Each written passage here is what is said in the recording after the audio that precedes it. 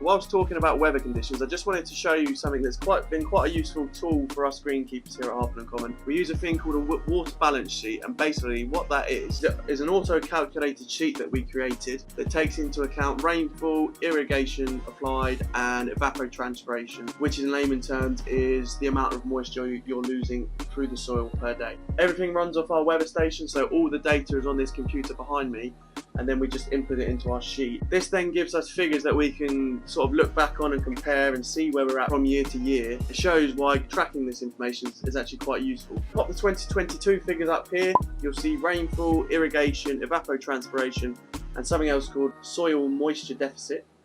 The soil moisture deficit is the amount of rainfall and irrigation you apply minus the evapotranspiration, and that sort of gives you an idea whether you're positive in moisture or negative in moisture.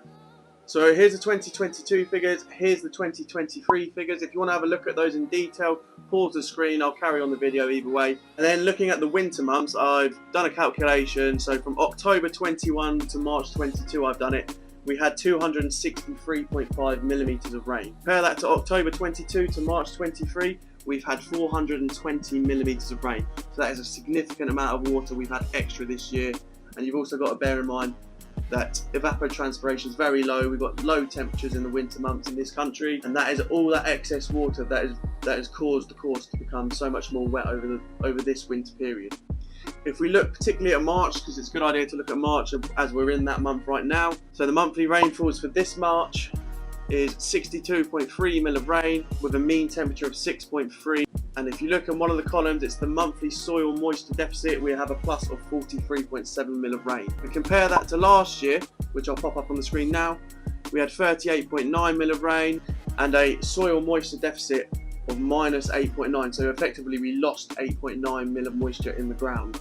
March was a lot warmer last year, which meant that surfaces firmed up a lot sooner. And that just gives us an idea of how far behind we are from last year, and it's nothing that we can control because it's all weather related, and we're working with what Mother Nature actually decides to give us.